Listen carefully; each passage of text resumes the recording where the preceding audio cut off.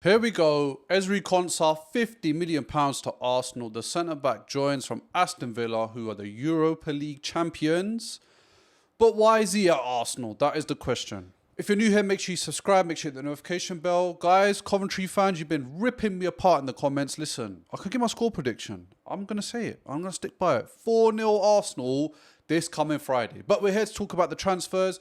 We're here to talk about what might happen before the Friday game against Coventry.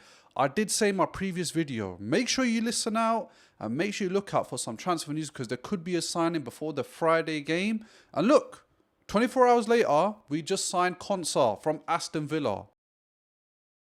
How do I rate this transfer? I'm going to be honest with you, I am a bit 50-50 with this one, I would say, the least anyway. I'm going to understand both sides' perspectives. Now, one side is, why does this guy Arteta love defenders, bro? Like, the guy just keeps signing defenders left, right, and centre. Why? We have left wing issues. You didn't leave Martinelli. You didn't put Martinelli in the squad. Sorry, for against Man City. Galatasaray want him. He said no. Are you freezing him out? By the looks of it, anyway, to push him out to get a move. Yep, I understand all that. But if you're going to be doing that, then we need to see a left wing signing. Yep, we missed out on Vinicius. We missed out on Morgan Rogers. We got Zolis. But obviously, Zolis can't be the only left winger we have. 1 year, he looks like he's about to leave. So what is happening up front? Centre-back is secondary. Now, the reason why I'm looking at centre-back from a different perspective is because obviously Saliba's out for an extended amount of time. If we look at it, Lewis Skelly will not be playing left-back, I don't think, this season. I think we've kind of unlocked his powers in midfield. Not only us, a lot of fan bases are saying Miles Lewis Skelly midfield is the most underrated player for England right now. And we should stick by that. And I agree. Lewis Skelly midfield has shown against Man City. Has shown it even against PSG in the final. He belongs there more than he does left back. So that means Nkapie Calafiori will be holding the left back position. Which will be then leaving depth minimal in the centre back positions. Because we only have Mosquera, Saliba, Gabriel. And we know Saliba's missing right now. God forbid if Gabriel or Mosquera get injured, which happened last season. What do? Ben White's been a bit injury prone. Timber, we know, glass house. Yeah.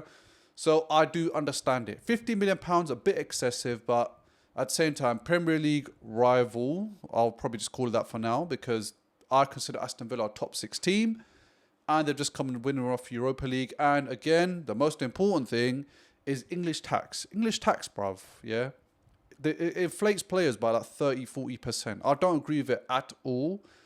But it is what it is. I can't control the market. We have to pay a premium for Declan Rice. Man City's paid a premium for Jack Grealish. And we've seen Elliot Anderson and Morgan Rogers go for huge amounts, record-breaking fees. But anyway, Ezri Konsa, good player, England starter. Again, I'm only calling him a good player because he's there for the squad depth. I am not saying he's coming in to replace Saliba and Gabriel. I hope not anyway.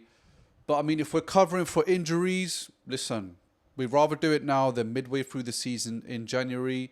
And if you've got a Prem-proven centre-back, then why not? But my focus now, and I think all our focus should be on left wing. What is going to be happening with the left wing situation?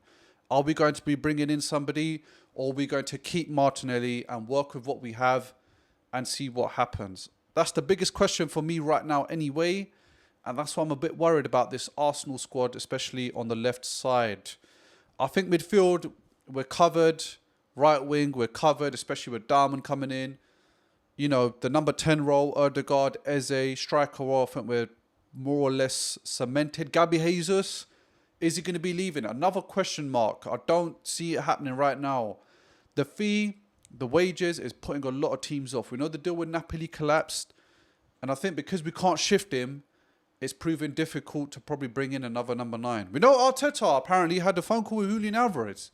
But again, he stated, I'm not leaving, my brother, unless it is for Barca. Yeah, if I'm not playing with Gordon, if I'm not playing with Lamau, if I'm not playing with Gavi or Pedri, I'm not changing my shirt. So Julian Alvarez, we missed out on.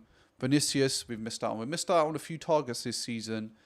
But if Arsenal do not make any signings after this, I will be a bit worried, especially on the left side.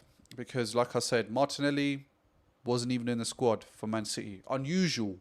Very unusual. And before that, he had a bid from Galatasaray to Arsenal, which was rejected by him, of course. So yeah, there's still a few question marks. But again, look what happened in 24 hours. We had a signing appear out of nowhere. We know we were flirting with the idea of Ezri Konsa and Jurriën Konsa from Leverkusen. So could we see a Yildiz? If we get a Yildiz, I'll be extremely happy. I'm sure we would all be as well. But yeah, let me know your thoughts in the comments down below about this signing. What would you rate it out of 10?